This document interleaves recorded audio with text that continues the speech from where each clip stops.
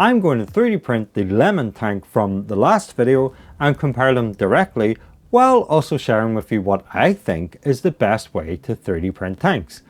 It should be said before going into this though that at the time of recording, Bamboo Lab has been doing some absolute anti-consumer things that, while they have not impacted the A1 line yet, I do not agree with, so hopefully they will have seen the light and have resolved it. If they have, then I will pin a comment down below to notify you. So let's go back to the video. Changing over the nozzles on the A1 is super easy. I literally done it with one hand, which I think is something that the rest of the 3D printing space should be looking at, because some nozzle changes can be an absolute nightmare. However, our quest to 3D print a killer tank has been cut short already because the nozzle clogged straight away. After some fiddling about trying to get it to work through the app, I took the nozzle out and put it back in again, and then turned the printer off and on just in case. Thankfully, it started to work again. Unfortunately, I don't know if turning it off and on again helped or if it just needed to be reseated, but I am now afraid to touch it again. Before I got started, I split the tank up into 4 plates. Why 4 plates, you may ask? Well, because this tank is going to take over 2 whole days to 3D print, and I don't want a failure to happen throughout one of those nights and ruin the entire project. The first plate is estimated to take 16 hours. The first plate is also the second longest plate to print, but it's arguably the most important one because it has the hull and the dozer. I wanted to compare directly with the way that I 3D printed the hull in my previous video when I was using the 0.4mm nozzle. All was going well until the printer forgot to print the top of the tank and just said it was done. I'm honestly confused why this has happened, and if you know, then please let me know in the comments down below. However, looking past the obvious fail, if I look closer at the flat parts of the hull, it's still got those weird ugly lines that were present on the 0.4mm nozzle tank. So many of you said to flip the tank onto its side, and it should help with the lines. The only problem I had is that the sides have these nubs to slot onto the tracks on the side. So I had to cut them off in Microsoft 3D Builder before I sent it back over to the Studio Slicer. Just over 14 hours later, and the result is a failure, just 3 hours from the finish. I got a notification on my phone to tell me that the printer said the micro SD card needed to be reinserted, which I did. The only problem is, when you remove the SD card from the printer, it stops altogether and it won't let you resume the print. This is, in my opinion, a really silly design flaw. This is the micro SD card that comes with the printer, which is also going to be the cheapest quality one. So I should have known better. I checked on Google and it could possibly be corrupted memory. The way to test if it is corrupted is simply just format the SD card, which I done in the printer itself, and if it loses total available memory, then those bits were corrupted. But my card did not lose any memory. So I highly suspect it stopped working simply because it ran out of space, which is very strange because I have turned off the time-lapse function on the Bamboo Studio. So surely the printer would know from the start if it has enough memory. To test out if the stock memory card still worked, I decided to take this chance to change a few things to see if it makes the prints faster and use less materials. I don't really need my tanks to be so strong, so the standard 15% infill can be changed to 10%, and while I'm changing these settings here, I might as well change the infill type to lightning. These 2 changes alone means the new tank will take almost half the time and half the materials. That is a crazy difference. But it has got me wondering, why is the lightning not just the standard infill option? The print came out excellent. The only problem was me being too clumsy and trying to rip it off the plate, because doing this made the print crack, which is so annoying and probably why lightning isn't the standard.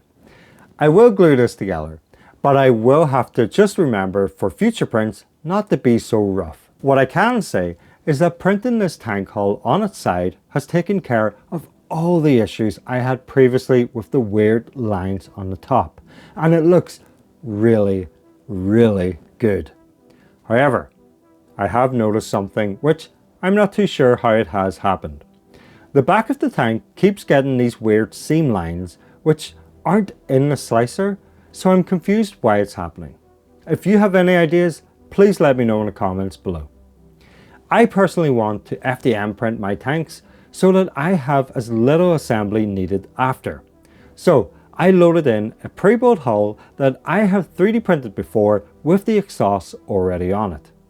On the slicer, it looks like the tops are going to have a weird pattern on them, so to test if this is better or not, I spent some time orientating some exhausts separately to see if I can get resin quality on them and if it's a better way. The hull came out surprisingly fine. I would be more than happy to have this quality on my tanks for the ease of printing, which is a good thing because the exhausts turned into a spaghetti mess. So I could go back to the drawing board for the exhausts and try to work out a better way to orientate them or maybe support them for printing, but I don't need to because frankly, I've spent quite enough time on just the hull alone and there's a lot more tank to print. The second plate is the side of the tank tracks. So in my previous video, I had said at the time that I thought that printing the tank as a complete object was better. And I meant that in terms of getting it onto the table quicker. But for detail, I do think splitting the model up is better and the tank sides really show that. I did have a new problem with this nozzle size though, because when I went to check on the print, there was a lot of support pieces scattered around. I could have stopped this print and started again, but I thought at the time that this will still print out fine. The top surfaces of the tracks are so smooth. It's almost like glass in real life, and I hope the camera picks up how well it looks because it's incredible. The other side of the tank, however, is not so much. There are some minor imperfections and missing pieces of the tracks. Because the hull printed off so well on its side, I decided to try something new with the turret. I can't position it on its side because it's an awkward shape, but I think if I position it pointing up, then all of the problems I had with the weird lines will go away. The only problem is that it has some hooks and bolts on the back. So to make it printable standing up, I sliced off the sticky out bits and hopefully it looks okay when it's printed. The weapons came out so good, they are so clean, and I don't think at a quick glance I would be able to tell if they were FDM printed. Also, the turret looks better, with the exception of course that parts of it failed, like this rounded air filter. But that's a simple fix. Well, it should be by changing some of the settings on the supports. I also wanted to try printing out the trench rails to go on the back, and I found the orientation that will minimize layer lines, but the connecting pieces to the plate are quite small, even with the brim enabled. I checked the print a quarter of the way through, and there was the threaded strings of death. The trench rails failed, so I used the app to tell the printer to ignore the failed pieces to save the other two parts, which, by the way, is such a handy feature. Again, the turret came out with the same fail, only slightly less severe. I think the only way I am going to fix it completely is by painting on the supports myself in the studio slicer. Also, I didn't realize which side the supports were facing on the barrels, and I don't like how they have came out, so I loaded up a plate full of the new turret, barrels and the trench rails, but this time laying flat. Finally, the turret has worked. The barrels look okay, but I think for the trench rails, I'm going to have to work on it a bit more. But not in this video, because it's honestly pickled my head. The supports were really easy to remove from all of the parts, and I glued everything together with some super glue. Now, here is the 0.2mm nozzle tank beside both the 0.4mm nozzle ones that I had previously printed.